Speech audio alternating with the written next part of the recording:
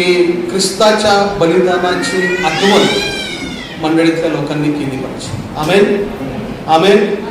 ज्याला ख्रिस्ताच्या बलिदानाची आठवण नाही त्याला ख्रिस्ती कसं म्हणा. आणि म्हणून ख्रिस्ताच्या बलिदानाची आठवण आम्ही केली पाहिजे. आणि बलिदान अत्यंत महत्वाचं आहे. आणि जेव्हा जेव्हा शास्त्र आम्ही वाचतो त्यावेळेस आम्हाला बलिदानाविषयी शिकायला मिळतं, वाचायला मिळतं. मित्रांनो,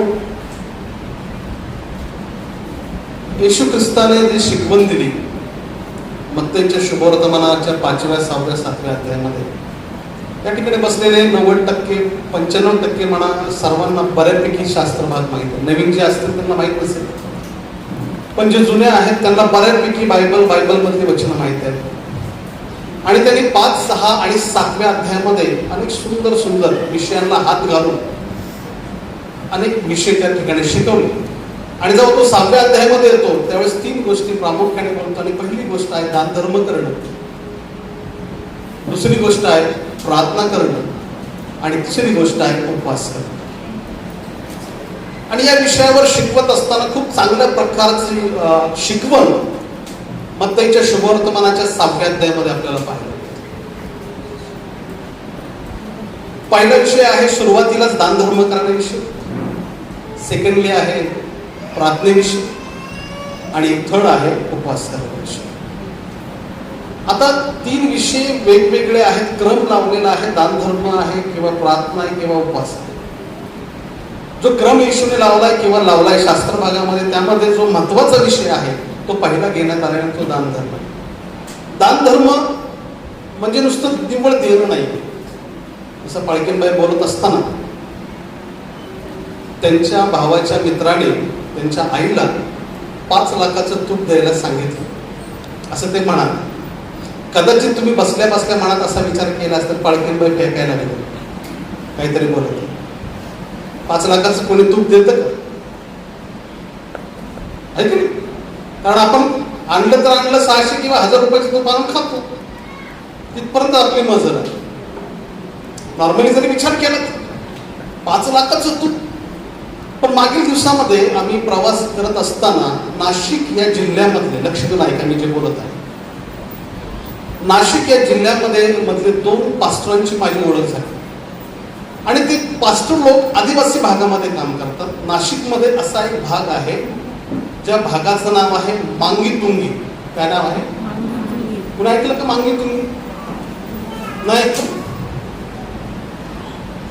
मांगीतुंगी नावाचा एक भाग आहे. आणि मांगीतुंगी भागामध्ये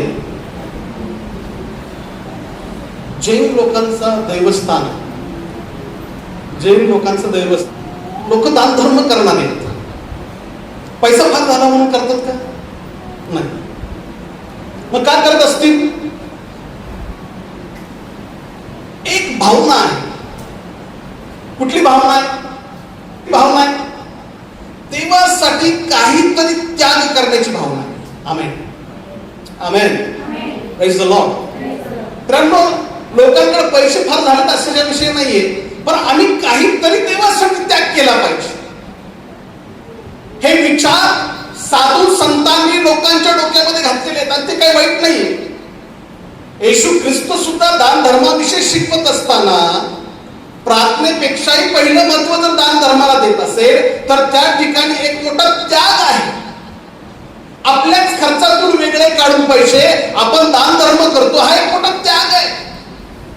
काही वर्षापूर्वी एका मिशन मध्ये मी काम करत होतो आणि एक साक्ष मी ऐकली. ती साक्ष शॉकिंग होती.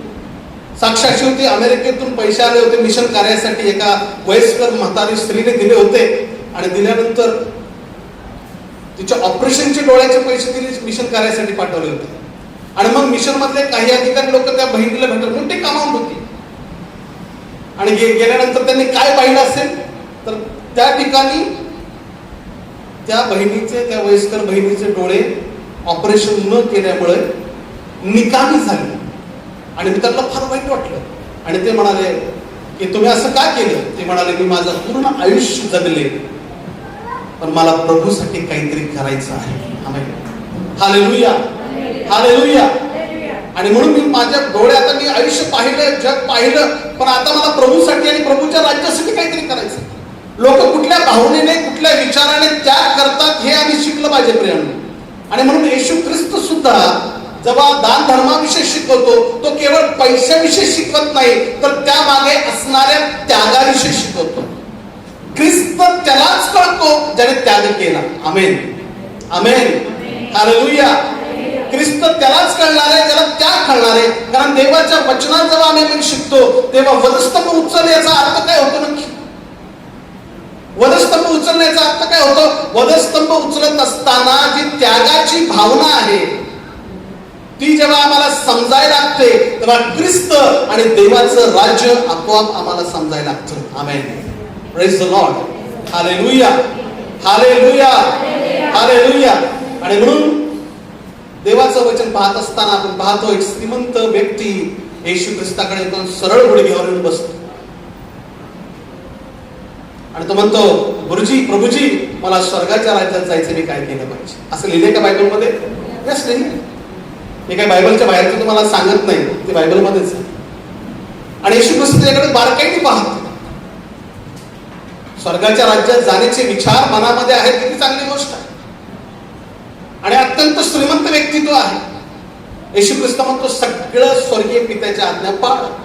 म्हणजे चोरी करू नको, व्यभिचार करू नको, आणखी बऱ्याचशा आज्ञा आहेत. तो म्हणतो मी बालपणापासून ह्या पाळत आहे. येशू ख्रिस्त पुन्हा त्याच्याकडे बघतो आणि त्याला म्हणतो, जे तुझं आहे, धनवान व्यक्तीला म्हणतो, ते सगळं विकून गोरगरिबांना दे.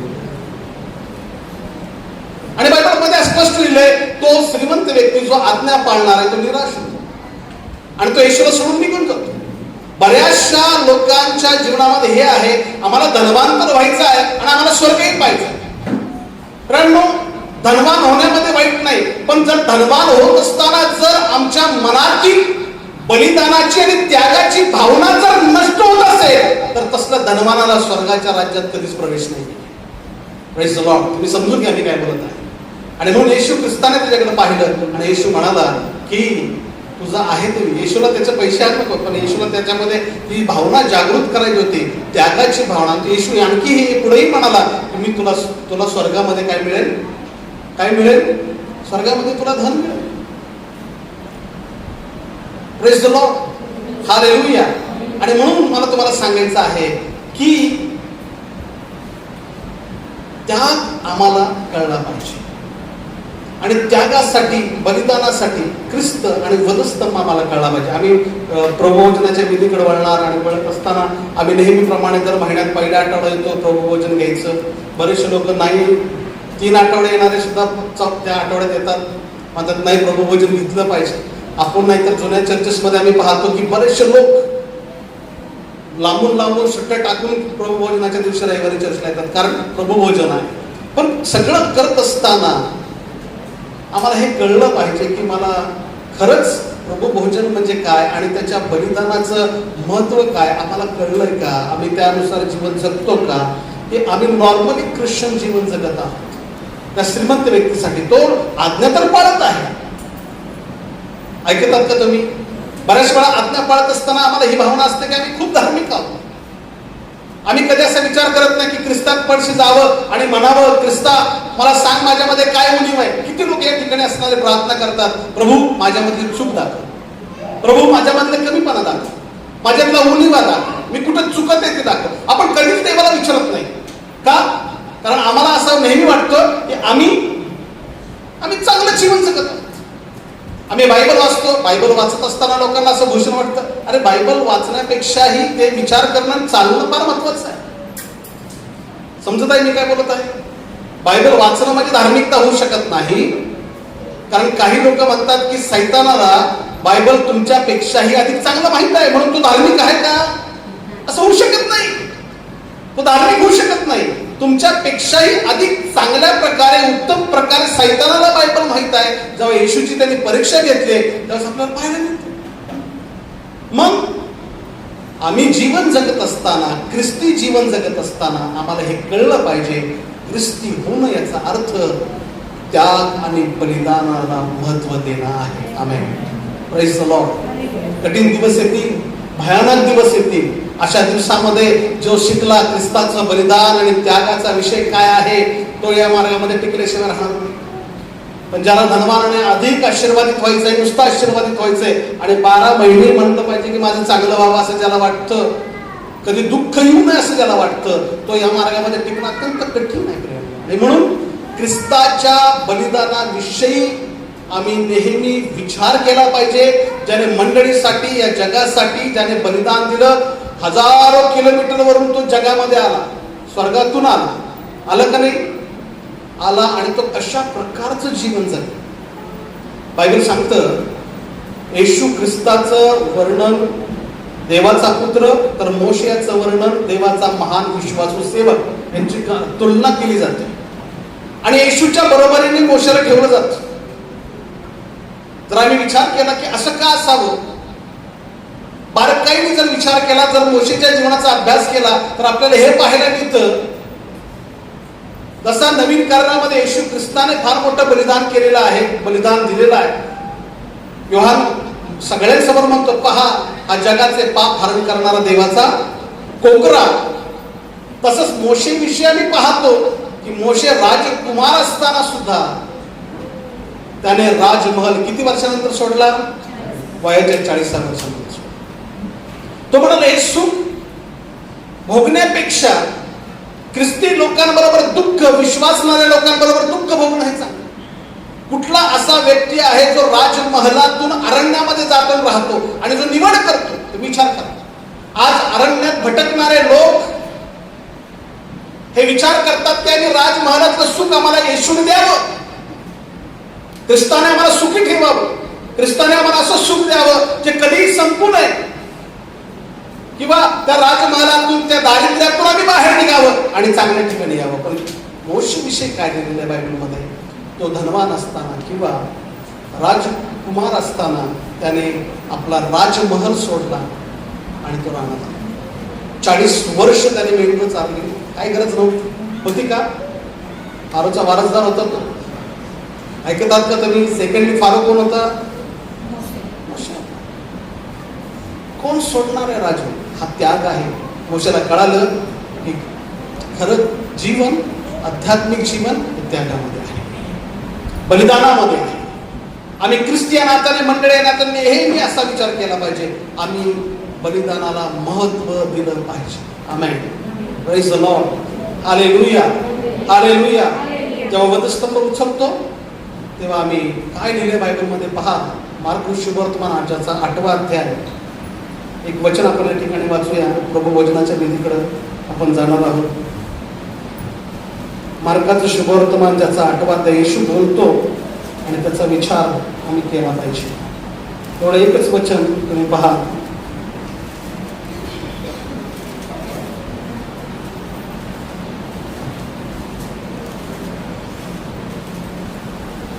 आणि 34 वचन. मग त्याने आपल्या शिष्याबरोबर हा लोकांनाही बोलावून म्हणते, हा जर कोणी माझा अनुयायी होऊन पाहतो, जर कोणी माझा शिष्य होऊन पाहतो, तर त्याने आत्मत्याग करावा, आत्मत्याग करावा, आपला वधस्तंभ उचलून घ्यावा, आपला वधस्तंभ उचलून घ्यावा व मला अनुसरावे. आणखी दुसऱ्या भाषांतर आहे कोणाकडे?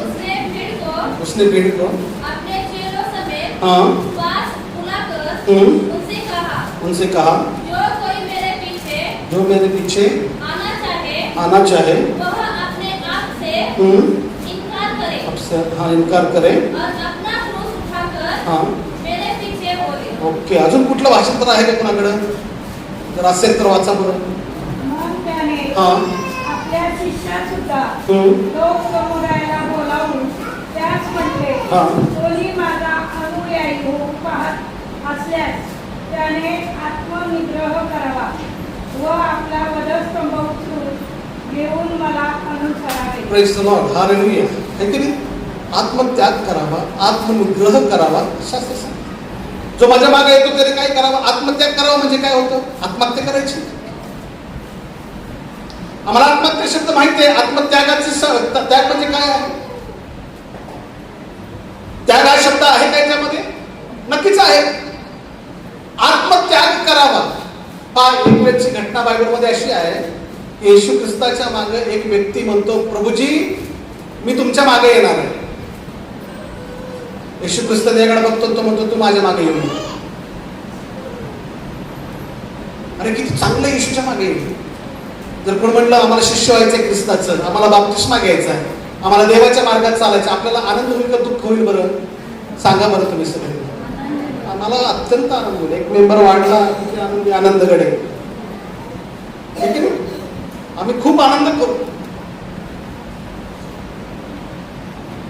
या दिवसामध्ये शिष्य बनवताना विचार केला पाहिजे. लक्षात ठेवा बरं का, सावध राहा. शिष्य बनवताना नक्कीच आहे शिष्य एका शिष्यामध्ये नक्की एवढं ऐश्वर्यात आहे हेही समजलं पाहिजे. हा, काळजी घेण्याची गरज आहे. पण आनंदाची गोष्ट आहे का नाही येशूच्या मागे येणं? येशू म्हणतो येऊ नको माग. येशू त्याला म्हणतो तू माझ्या मागे येऊ नको, मला डोकं टेकवायला जागा नाही. असं का बोलला असेल येशू? येशूने त्याच्या मनामधली भावना ओळखली होती. हा माझ्या मागे काय येतो, काय यायचं याला? कारण याला सगळं ह्याने पाहिलं की सगळी हिरवळ आहे, सगळी हिरवळ आहे. 5,000 मासे चारणार आहे. येशू कुणाला नकोय? 5,000 नाही म्हणतो, मी म्हणतो 5,000 बायबलमध्ये लिहिले, पण माझ्या अभ्यासानुसार 15,000 लोकांना त्यांनी जेवण चारलं, जे कुणी राजाने सुद्धा चारलं नसेल. त्या काळात कोण राजा होता? त्या काळात कोण राजा होता? हा, हेरोद राजा होता. आता ही बातमी रिपोर्टर लोकांनी हेरोद पर्यंत पोहोचवली. कुठली बातमी? अहो तो पाहिला का येशू ज्याने 15,000 लोकांना काय चारलं? नॉनव्हेज आणि भाकर चारली फ्री मध्ये. राजा म्हणला असेल अरे माझ्या लग्नात सुद्धा मी चारलं नाही एवढं, त्याला बघितलंच पाहिजे. है की नाही? असा फुकट चालणारा येशू कुणाला नकोय, आणि तो येशूच्या मागे चालणार आहे. तो म्हणतो माझ्या मागे चालू नकोस, माझ्या मागे येऊही नकोस. पण त्याच जागी असा शास्त्रामध्ये लिहिले, एकाकडे येशू बघतो तो म्हणतो तू माझ्या मागे ये. दुसऱ्याला काय म्हणतो तो? आणि तो वेडा काय म्हणतो येशूला उत्तर देतो माहितीये? काही लोक वेड्यासारखी येशूला उत्तर देतात बरं का. त्याला म्हणलं हे कर, ते करत नाही. जसं योनाविषयी आपण पाहतो, योनाला कुठं सांगितलं जायला? निनिवेला. चाललाय शहाणा कुठं? किती शहाणा म्हणा. अशीच आपली आपण पण आहोत. आपल्याला देव सांगतो इकडे जा तर तिकडे चाललं, तिकडे जा की इकडे चाललं, हे कर म्हणलं की ते करतंय, ते कर म्हणलं की हे करतंय. सगळं गोंधळच आहे, सगळा गोंधळच आहे. आणि म्हणून देव आपल्याला जे सांगतो ते आपण केलं पाहिजे. समजत आहे का मी काय म्हणतो? Praise the Lord, hallelujah. एक त्यागाची भावना आणि बलिदानाचं महत्व आम्हा ख्रिस्ती लोकांना नेहमी समजलं पाहिजे. अहो मी काय कधीतरी विचार करतो, काय त्याग आणि काय बलिदानाचा विषय आपण विचार करतो. बायबलमध्ये अनेक ठिकाणी लिहिलेलं आहे. काय वारकरी लोक प्रवास करतात. आम्हाला तर होऊन लागले हुसफुस हुसफुस होते गरमीच. हा, फॅन वरती आहे आमच्याकडं, सगळं सावलीत बसलं आपण. काय त्याग आहे, काय बलिदान. जे रस्त्याने मिळेल ते खायचं, पुढचा प्रवास करायचा, देवाचं नाव घेत जायचं. हा, कधी आपण असा विचार केला? डोंगर चढणार 2,000 पायऱ्या ते लोक चढतात. ते मी आता तुम्हाला दाखवलं. असं डोंगरावर चर्च असतं तर आले असतं का? मला वाटतं चालता चालता 4 आठवडे झाले असते. 4थ्या आठवड्यात ते पोहोचलं असतं. पहिल्या आठवड्यात सुरुवात आणि 4थ्या आठवड्यात चर्च म्हणून. आपली काय त्याग करतो आपण, काय बलिदान करतो आपण विचार केला पाहिजे. आम्ही धार्मिक क्षेत्रामध्ये काय त्याग करतो, काय बलिदान करतो, काय आम्हाला ख्रिस्त कळायला. ख्रिस्त कळलं म्हणजे काय आहे? मिशनऱ्यांचं काम तुम्ही पहा, पंडित रमाबाईचं काम तुम्ही पहा.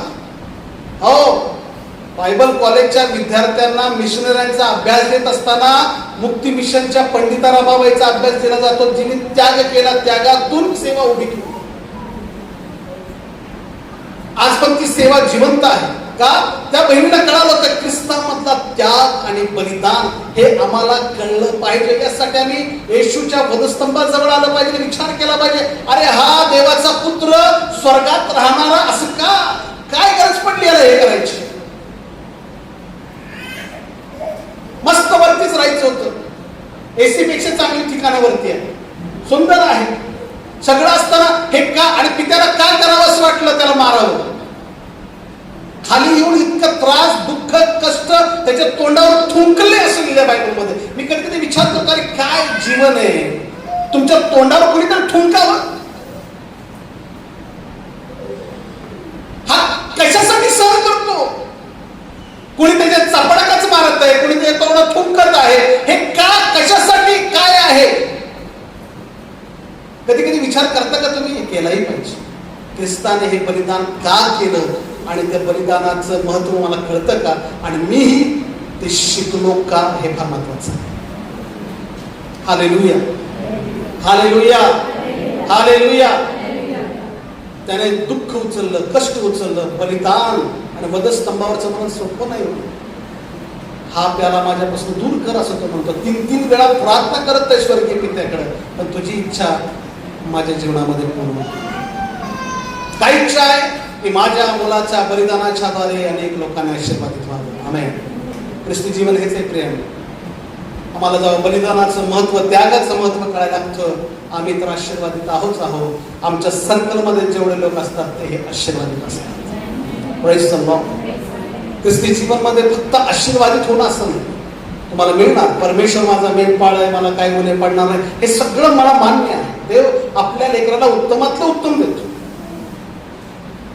कुठला बाप आपल्या मुलाला देणार नाही? बायबल सांगतं, भाकर मागितली असता काय देणार नाही? धोंडा देणार नाही, है की नाही?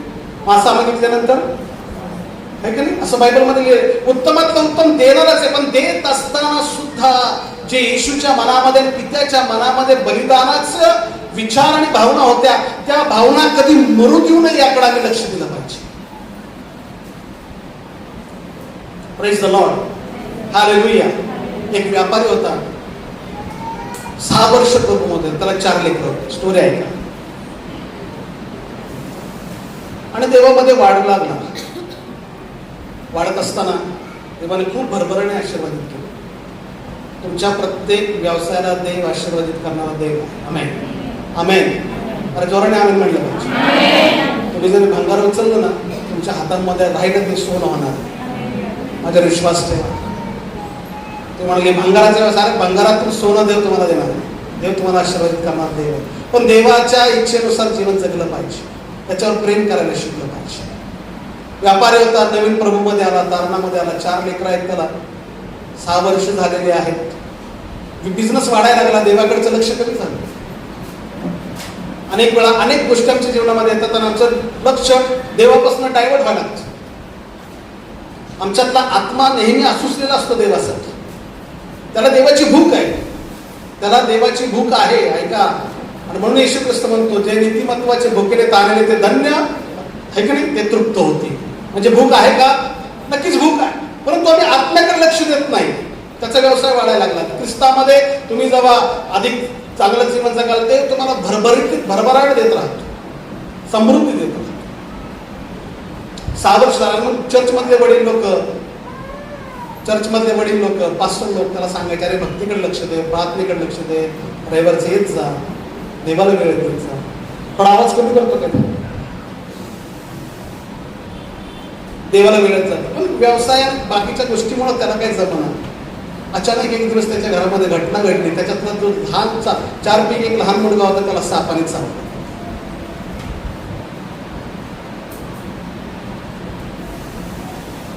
आणि तो त्याला सापाने चावल्यामुळं तो खूप सिरियस झाला आणि त्याला हॉस्पिटलमध्ये ऍडमिट करण्यात आलं. ख्रिस्ती व्यापारी आहे, त्याच्या मुलाला सापाने चावलं, हॉस्पिटलमध्ये ऍडमिट केलं आणि खूप सिरियस झाला. आणि मग त्याने प्रत्येकाला सांगायला सुरुवात केली, प्रार्थना करा, प्रार्थना करा, प्रार्थना करा. आणि चर्चचे वडील लोक गेले प्रार्थनेसाठी हॉस्पिटलला. आणि चर्चच्या वडिलांनी प्रार्थना काय केली? प्रभू, आम्ही तुम्हाला धन्यवाद देतो, मागील बऱ्याच दिवसापासून जे आम्ही काम करत होतो पण ते झालं नाही, ते या सापाने केलं. का? कारण आता तरी ह्याचं मन कुणाकडे वळलेलं आहे?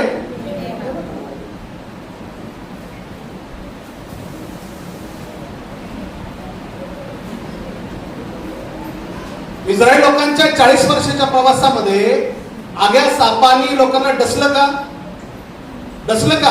बायबलच्या गणनाच्या पुस्तकामध्ये लिहिलंय इस्रायल लोकांनी सापाने चावले, पटापटा इस्रायल लोक मारायला लागले. आता तुम्ही म्हणाल देव त्यांच्या बरोबर होता, एक लीडर त्यांच्या बरोबर होता, मग सापाने चावल्यामुळे लोक का मारायला लागले? काहीतरी कारण असेल. त्यांची मनं देवापासून वळली आणि सापांनी काम केले. आणि मोशेने प्रार्थना केली, देव म्हणाला आता या पितळेचा साप बनवून टाक, जे लोकांना साप चावेल त्यांनी फक्त त्या सापाकडे काय करायचं, पाहायचं, ते मारणार नाही तर त्यांना जीवन देऊ. ऐकता का तुम्ही? आता तुम्ही विचार केला पाहिजे की सापाने का चावावं, देवाने का सापाला पाठवावं? तुम्हाला माहित आहे का, अभ्यास करत असताना मला हे सापडलेलं आहे, सैतानाला सुद्धा देवानेच ठेवलेलं आहे. एदेन बागेत सैतान जाताना देवाला दिसला नाही का? ऐकतात का? त्याला माहित होतं, पण देवाला त्यांची परीक्षा घ्यायची. म्हणजे सैतान कोण आहे? हा सैतान देवाचा परीक्षक आहे. सैतान बऱ्याच वेळा देवाचं काम करून देतो. ऐकतात का? हा, एखाद्याला भूत लागलं, भूत लागल्यानंतर त्याला काय, ते कुठे येते? हा, चर्च मध्ये. म्हणजे कुणी आणलं? आपण किती वडून आणा येत नाहीत लोक, पण कुणी आणलं? कुणी आणलं वडून? अरे सैतानाने आणलं ना, एका मिनिटात आणलं, लोळत लोळत येतो पा. असं त्याला म्हणलं, अहो दादा ताई या ना चर्चला नाही, आमचा देव नाही चालू. काय होतं मग? सैतान लागल्यानंतर आणि लवकर सैतान निघत नाही, आणि आपण पण काढायचं नाही बळ. मी काही लोक असे असं धरून आपटतात, त्यांचं म्हणणं असतं आजच निघून जा. सैतान म्हणतो अरे येड्या थांब की 4 आठवडे. हा यार आवाज थोडंसं वाटतं. तो काय म्हणतो? सैतान मनातल्या मनात म्हणतो अरे थांब येड्या 4 आठवडे याची गंमत करू, येतो का नाही बघा. हा, पण पाळक काय म्हणतो? आणि ते लोक त्याचे मेंबर काय म्हणतात, त्याच्या घरचे लोक म्हणतात बोध काढा बरं का, त्रास देत. 4 आठवडे म्हणते निवांत निघून दे. निवांत निघत असताना सवय लागते. कुठली सवय लागते? देवाची, चर्च मधल्या देवाची. हालेलुया कानावर पडतं, ऐकायला मिळतं, गाणे ऐकायला मिळतात. हळूहळू देवाची आवड निर्माण होते. कितीतरी भूत लागलेले लोक ख्रिस्ती झाले, देवाकडे वळाले. आमेन म्हणाल? हा, माझ्या आजोबांनी तर पाण्यात पण बुडवले काही काही लोक. तुला भूत निघायचं, चल बाप्तिस्मा घे. मी म्हणलं बाबा निघून जाते. हा, म्हणजे सैतान काम करते का? बऱ्याच वेळा सैतान देवाचं काम करते, देवाचे लोक देवाचं काम करत आहे. आणि मग त्या व्यापाऱ्याला वळवण्यासाठी कदाचित तो साप आला असेल, त्याचं घर वळवण्यासाठी. असं होऊ देऊ नका, इथपर्यंत तरी जाऊ देऊ नका की कुठल्या तरी सापाने चावावं, कुठली तरी समस्या आमच्या जीवनात यावी आणि मग आम्ही जागा होऊन आम्ही देवाकडे वळावं. असं होऊ नये यासाठी आम्ही काळजी घेतली पाहिजे. Praise the Lord, hallelujah. ख्रिस्ताच्या बलिदानाकडे लक्ष दिलं पाहिजे. त्याच्या त्यागातून आम्हाला खूप सुंदर आशीर्वाद आणि आम्हाला जीवन मिळालेलं आहे. ख्रिस्ती या मंडळीच्या नात्याने आम्ही बलिदान आणि त्यागाचा विषय आम्हाला समजला पाहिजे. आणि खरोखर जेव्हा मला त्याग आणि बलिदान कळतो, तुझे दानधर्म आणि तुझ्या प्रार्थना स्वर्गामध्ये मान्य झालेले असं जेव्हा कर्नलने ऐकलं, तेव्हा त्याला असं वाटलं नाही की मी फार पैसे देतो, असं नाही. त्याला हे कळालं की मी जे काय त्या मार्गामध्ये त्याग करत आहे, हे त्याग तुम्ही पाहिलेला आहे, स्वर्गीय पित्याने पाहिलेला आहे. आणि त्याला ते आवडल्यामुळं स्वर्गातून देवदूत खाली आले. Praise the Lord, hallelujah, hallelujah. आणि म्हणून आम्ही ख्रिस्ती नात्याने विश्वासणाऱ्या लेकरांनी लक्षात ठेवलं पाहिजे की वधस्तंभ आणि वधस्तंभावरला ख्रिस्त आम्हाला कळण्यासाठी आम्ही नेहमी विचार आणि मनन केलं पाहिजे. हा राजांचा राजा एवढा नम्र होऊन का शून्य झाला? का त्याने एवढं सहन केलं? त्याच्या मागचं काय लॉजिक आहे, काय अभ्यास आहे, काय विचार आहे, त्याद्वारे काय मिळतं? आणि जर आम्ही जर असंच जीवन जगलो, ख्रिस्ती जीवन,